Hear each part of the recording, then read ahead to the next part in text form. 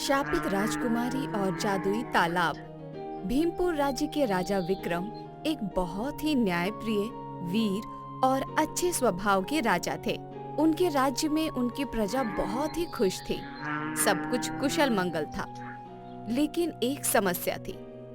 उनके विवाह को 1 साल गुजर गया था, लेकिन अभी तक उनकी रानी चित्रलेखा के कोई औलाद नहीं थी और यह उनकी जिंदगी का एकमात्र दुख बन गया था।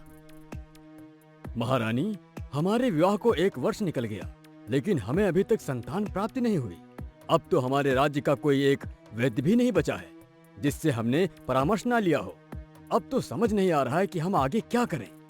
यही तो हमारे समझ में नहीं आ रहा महाराज। भगवान ने हमें अभी तक औलाद की खुशी से वंचित क्यों रखा है?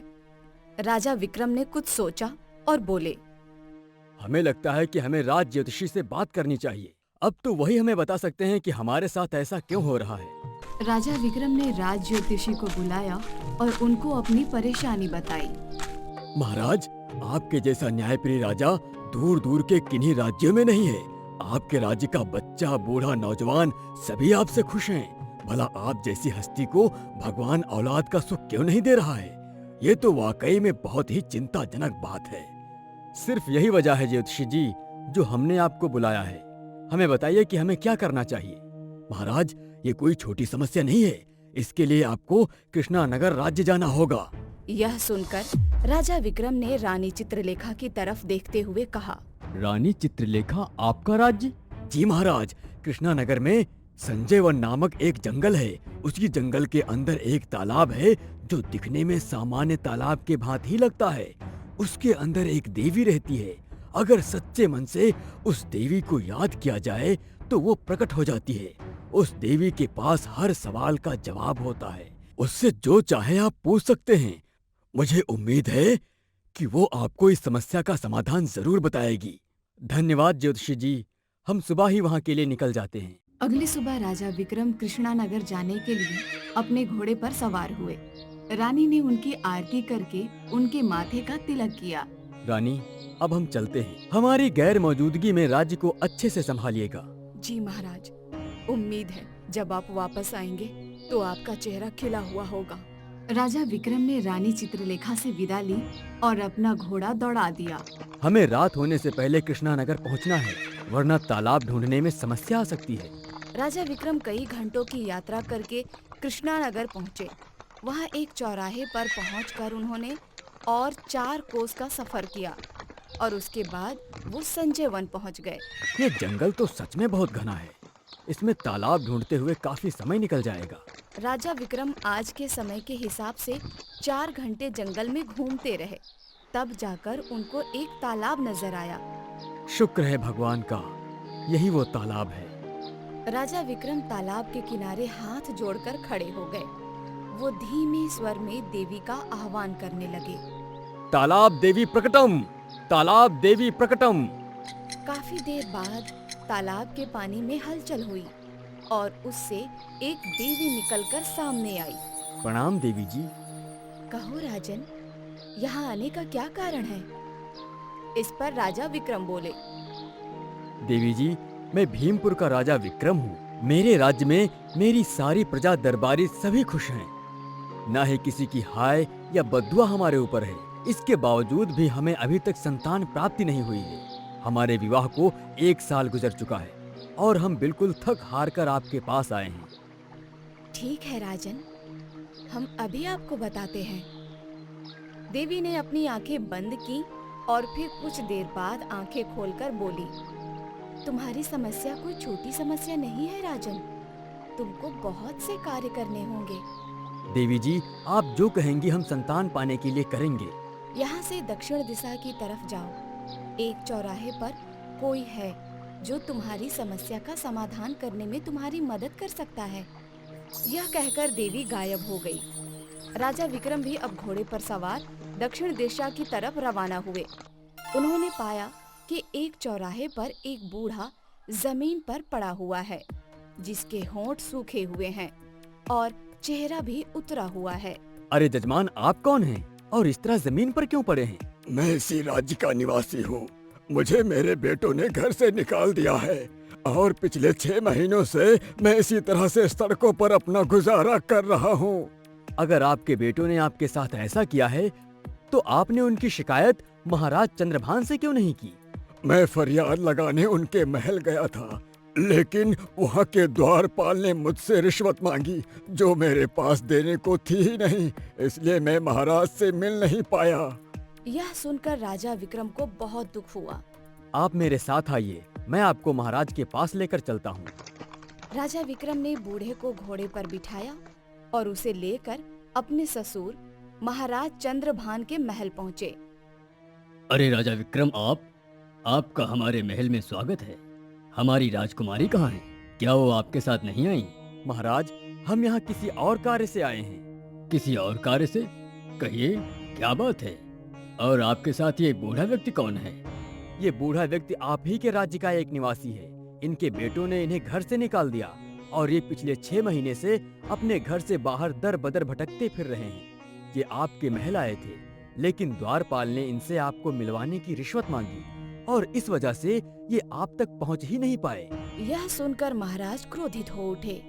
द्वारपाल को अभी हाजिर किया जाए। द्वारपाल को भरे दरबार में हाजिर किया गया। द्वारपाल, ये बूढ़ा आदमी तुम्हारे पास पिछले 6 महीने से फरियाद लेकर आ रहा है। तुमने इसे दरबार में पेश क्यों नहीं किया? महाराज, हमसे गलती हो गई, हमें क्षमा कीजिए। मंत्री जी, अभी के अभी इस द्वारपाल को निष्कासित किया जाए। इसकी रिश्वतखोरी की वजह से हमारी प्रजा के साथ अन्याय हो रहा है। नहीं महाराज, नहीं। 2 सिपाही द्वारपाल को घसीटकर महल के बाहर फेंक आए और महाराज ने उसी समय 2 सिपाही भेजकर उस बूढ़े के दोनों बेटों को दरबार में बुलाया। तुमने 2 बेटे होते हुए भी अपने बूढ़े बाप को घर से निकाला। आपकी ये गलती माफी के लायक नहीं है। आपको हम कैद खाने में कम से कम 1 वर्ष तक बंद रखेंगे और आपके बूढ़े पिता अब उस घर में रहेंगे। इस पर बूढ़ा बोला, नहीं महाराज, मैं घर में रहूंगा और मेरे बेटे कैद खाने में। ऐसे में अपने आप को कभी माफ नहीं कर पाऊंगा। यह सुनकर उसके दोनों बेटे उसके पैरों में गिर गए। पिताजी, हमें माफ कर दीजिए। हमने आपको घर से निकाला, इसके बावजूद भी आप हमारा बुरा नहीं चाहते। हमें अपने आप पर घिन आ रही है कि हमने आपके साथ क्या किया। महाराज ने देखा कि दोनों को अपनी गलती पर पछतावा है, तो उन्होंने उनको माफ कर दिया और हुक्म दिया, अपने परम पूज्य पिता को घर ले जाओ और अब इनकी अच्छे से सेवा करना। महाराज की जय हो, महाराज की जय हो। बूढ़े ने विक्रम का भी धन्यवाद किया और फिर अपने बेटों के साथ अपने घर को चला गया।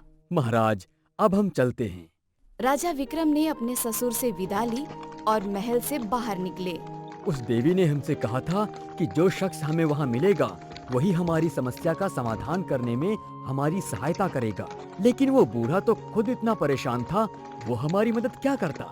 अब राजा विक्रम फिर से उसी तालाब पर पहुँचे। तालाब देवी प्रकटम, तालाब देवी प्रकटम। देवी प्रकट हुई और राजा विक्रम ने उनसे सवाल किया, देवी जी, हमें एक बूढ़ा व्यक्ति मिला था जो बहुत परेशान था। उसे हमने न्याय दिलवाया और उसके घर भेज दिया, लेकिन आपके हिसाब से तो वो हमारी समस्या का समाधान करने में हमारी मदद करने वाला था। हाँ, मैंने ऐसा इसलिए कहा था कि मैं सिर्फ उसी की मदद करती हूँ जो एक दयावान इंसान हो। तुमने अपनी परेशानी को भूल उस बूढ़े के साथ न्याय करके अपने आप को दयावान साबित किया है। इस तरह से उस बूढ़े ने तुम्हारी समस्या का समाधान करके तुम्हारी सहायता की है। जी देवी, अब हमें बताइए कि हमें आगे क्या करना चाहिए। अभी मेरे तालाब में वापस समाने के बाद तुमको जो भी चीज हासिल करनी होगी वही तुम्हारी समस्या का समाधान करने में तुम्हारी सहायता करेगी। यह कहकर देवी तालाब में समा गई और उसके ठीक बाद तालाब के अंदर से एक सुनहरी सेब और एक गले का हार निकलकर किनारे पर आ गया। एक सेब और एक गले का हार? उन्हें देखकर राजा विक्रम सोच में पड़ गए। उन दोनों को अपने साथ रखकर वो घोड़े पर सवार हुए और फिर अपने राज्य पहुँचे। महाराज, आप आ गए। देवी ने कहा है कि ये दोनों चीजें ही हैं जो हमारी समस्या का समाधान करने में हमारी मदद कर सकती हैं। अरे महाराज, यह सुनहरी सेब, यह तो हमारे महल के बाग में उगता था। ये तो हमें तालाब की देवी ने दिया था। क्या ये आपके महल के बाग में उगता था? हाँ सम्राट, पूरे पेड़ में रोजाना यह एक ही सेब उगता था जिसे हम रोजाना खाकर ही सोते थे। जब अगर ये सेब आपके महल में उगता था तो जरूर आपके पिता इसके बारे में और कुछ भी जानते होंगे। इस बार हम भी आपके साथ चलेंगे।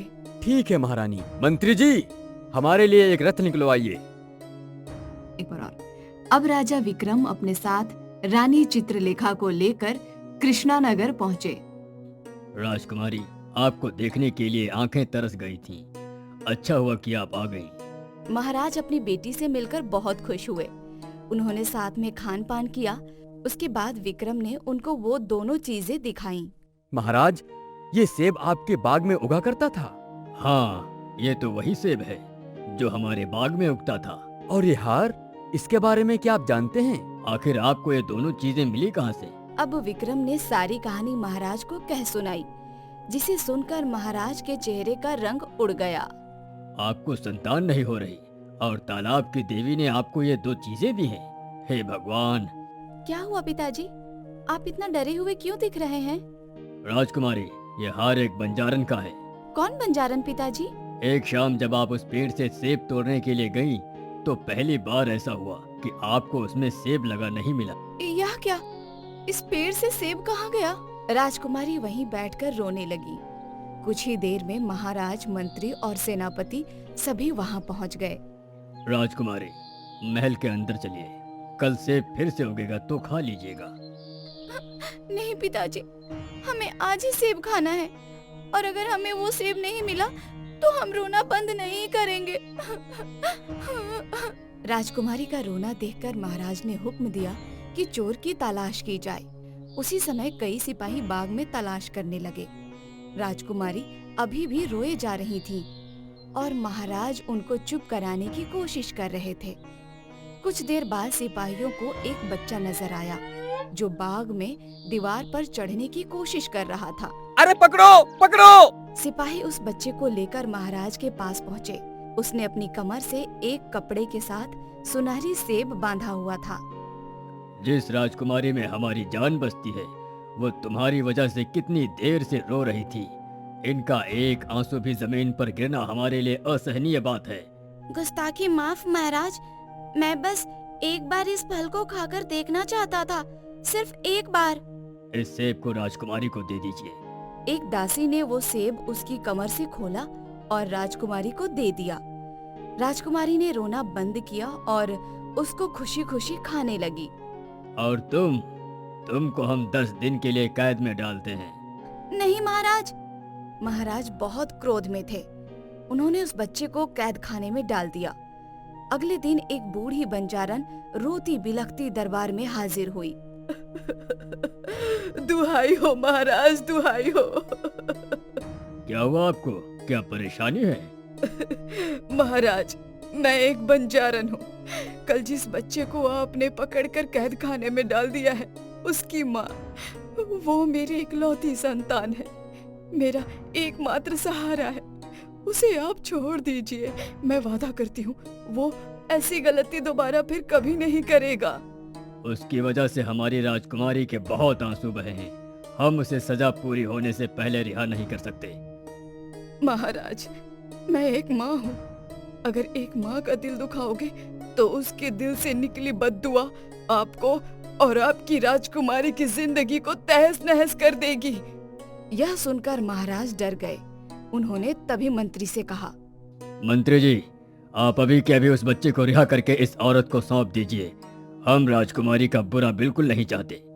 जी महाराज। मंत्री जी कैद खाने की तरफ गए और थोड़ी देर बाद मुंह लटकाए दरबार में हाजिर हुए। सेनापति जी, क्या हुआ? वो बच्चा कहाँ है? क्षमा करें महाराज, वो बच्चा कैद खाने में नहीं है, शायद वो भाग गया। आप ये क्या कह रहे हैं? वो ऐसे कैसे भाग सकता है? यह खबर सुनकर बूढ़ी बंजारन का दिल दहल उठा। उसकी आंखों से आंसू निकल पड़े और इसके साथ ही महाराज के लिए उसकी आंखों में आक्रोश नजर आने लगा। तुमने मेरे बेटे को कैद में रखा और वहाँ भी उसका ध्यान ना रख सके। एक माँ को उसके बेटे से अलग होने का दर्द दुनिया के सभी दर्दों में बड़ा दर्द होता है। इस पर महाराज ने हाथ जोड़ते हुए कहा, हमें क्षमा कीजिए माँ, क्षमा कीजिए। हम आपके पुत्र को ढूंढ निकालेंगे। इस समय मेरे दिल पर क्या बीत रही है यह तुम नहीं जानते राजन। मैं एक बंजारन माँ हूँ। तुम्हारी पुत्री को श्राप देती हूँ कि जैसे उसकी वजह से मैं मेरे बेटे से अलग हुई हूँ, मुझे अब उसके बगैर जिंदगी गुजारनी है। उसी तरह अब वो भी अपनी औलाद के बगैर जिंदगी गुजारेगी। वो अपने विवाह के बाद भी माँ नहीं बन पाएगी। जब तक मैं मेरे बेटे को पाने के लिए तरसूंगी, तब तक वो भी औलाद के लिए तरसेगी। इतना बताने के बाद महाराज की आंखों से आंसू निकल पड़े। उस दिन के बाद हमने उस बच्चे को ढूंढने की बहुत कोशिश की, लेकिन वो कहीं नहीं मिला। इस पर चित्रलेखा की आंखों में आंसू आ गए। पिताजी, हमें तो उस समय अक्ल नहीं थी, लेकिन आपने क्यों एक बच्चे को ऐसी सजा दे डाली जिसका खामियाजा हमें अभी तक भुगतना पड़ रहा है। बड़े ताज्जुब की बात है, एक बच्चा इतने पहरेदारों के होने के बावजूद कैद खाने से भाग निकला। राजा विक्रम इस विषय में गहरी सोच में डूब गए। वो बाग में जाकर इधर उधर टहलने लगे और काफी देर सोच विचार करने के बाद वो वापस अपने ससुर महाराज चंद्रभान के पास पहुँचे। महाराज, हम एक बार उस कैद खाने को ठीक से देखना चाहेंगे और हम चाहते हैं कि आप सभी हमारे साथ उसको देखने चलें। इस पर महाराज की जगह मंत्री ने जवाब दिया, लेकिन इतने समय बाद वहाँ जाकर आखिर आपको क्या मिलेगा? क्या नहीं मिलेगा और क्या मिलेगा, ये देखने का काम आपका नहीं है मंत्री जी। इस पर मंत्री चुप हो गए और महाराज बोले, हम राजा विक्रम की बात को टाल नहीं सकते। चलिए हम सभी कैद खाने में चलते हैं और देखते हैं कि राजा विक्रम क्या देखना चाहते हैं। इस पर मंत्री थोड़ा झिझकते हुए सभी को कैद खाने की तरफ ले गया। एक बड़ा सा गलियारा था जहां सामने की तरफ सलाखों वाला एक बड़ा सा कैद खाना था। राजा विक्रम बहुत ही सावधानी पूर्वक धीरे धीरे कदम बढ़ाते हुए आगे बढ़ रहे थे। सबसे पहले वो कैद खाने के पहले कमरे में घुसे। वहां की दीवारों पर वो धीरे धीरे अपनी तलवार की मूठ को ठोक रहे थे। ये आप क्या कह रहे हैं राजा विक्रम? दीवारों को पीटने से आपको क्या मिलेगा? हम जो कर रहे हैं उसे हमें करने दीजिए मंत्री जी। यह कहते हुए राजा विक्रम कैद खाने के दूसरे कमरे में गए और उसी तरह हर दीवार पर अपनी तलवार मारकर देखने लगे। महाराज, आपके ऐसा करने से कुछ हासिल नहीं होने वाला। न जाने क्यों अब विक्रम ने हर एक दीवार पर जोर से अपनी तलवार को मारकर देखा। तभी एक दीवार पर मारने से टन की ऐसी आवाज आई जैसे वो दीवार ईंटों की न बनकर लोहे की बनी हो। अरे ये क्या है? राजा विक्रम ने अपने कंधे से दीवार को धकेलना शुरू किया। मंत्री अब पूरी तरह पसीने से तर हो चुका था। तभी अचानक से दीवार आगे की तरफ खिसक गई। हे भगवान! वो दीवार नहीं बल्कि एक गुप्त दरवाजा था। यह देखकर सभी हैरान रह गए। सभी तेजी से कदम बढ़ाते हुए उसके अंदर पहुँचे। वहाँ रोशनी बहुत ज्यादा हल्की थी। थोड़ा अंदर जाने के बाद उनको वहाँ एक 14 साल का बच्चा बैठा हुआ नजर आया। अरे तुम कौन हो? महाराज, महारानी। न जाने क्यों वो बच्चा महाराज को अपने सामने देखकर डर गया। डरो मत बेटा, अब डरने के दिन उस इंसान के हैं जिसने गलत किया है। यह कहकर महाराज ने मंत्री से सवाल किया, ये सब क्या है मंत्री जी? ये बच्चा यहाँ इस खुफिया कमरे में क्या कर रहा है? आपने तो कहा था कि ये भाग निकला था। नहीं महाराज, मैं भागा नहीं था।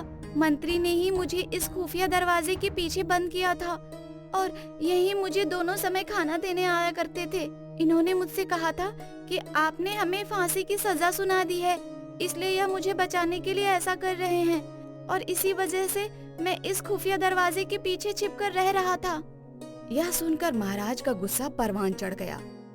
मंत्री जी, हमारे खास मंत्री होकर आपने हमारे साथ इतना बड़ा विश्वासघात कैसे किया? आपको पता है कि इसकी माँ ने राजकुमारी को श्राप दे रखा है, फिर क्यों इसे अपने यहाँ छिपा कर रखा? क्षमा करें महाराज, क्षमा करें, मैं आपको सब बताता हूँ। यह कहकर मंत्री ने एक लंबी सांस भरी और फिर बोला, मेरा पुत्र राजकुमारी को पसंद किया करता था। इन दोनों में खासी दोस्ती भी थी, लेकिन जब मेरे पुत्र ने राजकुमारी को अपने दिल की बात बताई तो राजकुमारी ने उससे उसी समय दोस्ती तोड़ दी और उसे बहुत कुछ भला बुरा सुना दिया। मैं मन ही मन राजकुमारी से ईर्ष्या रखने लगा था, और जब मैंने देखा कि बूढ़ी औरत राजकुमारी को श्राप देने के लिए तैयार बैठी है तो मैंने मौके का फायदा उठाया और इस बच्चे को यहाँ छिपा दिया, जिससे राजकुमारी को श्राप लग जाए और उसकी जिंदगी में कभी औलाद की खुशी ना आए। यह सुनकर राजा विक्रम और महाराज बहुत ही ज्यादा क्रोधित हो गए। राजकुमारी के चेहरे पर भी गम की लकीरें नजर आ रही थीं। मंत्री जी को 1 साल के लिए उसी गुप्त दीवार के पीछे कैद कर दिया जाए और इन्हें तब तक रिहा न किया जाए जब तक हमारी पुत्री चित्रलेखा मां नहीं बन जाती। महाराज के आदेशानुसार मंत्री को तभी कैद कर दिया गया। उस बंजारन को बुलाकर उसका बेटा सौंप दिया गया। मेरा बच्चा। दोनों माँ बेटे एक दूसरे से मिलकर खुश हुए। मैं मेरा श्राप वापस लेती हूँ राजकुमारी, और आपको आशीर्वाद देती हूँ, पुत्र भवा। बंजारन अपने बच्चे के साथ अपने घर पर चली गई। ठीक 9 महीने बाद रानी चित्रलेखा ने पुत्र को जन्म दिया। अब नगर में खुशियों की लहर दौड़ गई और राजा विक्रम ने एक बड़े समारोह का आयोजन किया, जिसमें सभी बंजारे जाति के लोगों को आमंत्रित किया गया। उन्हीं में वही बंजारन अपने बच्चे के साथ में आई हुई थी, जो चित्रलेखा और राजा विक्रम को अपने बच्चे के साथ देखकर खुश हो रही थी।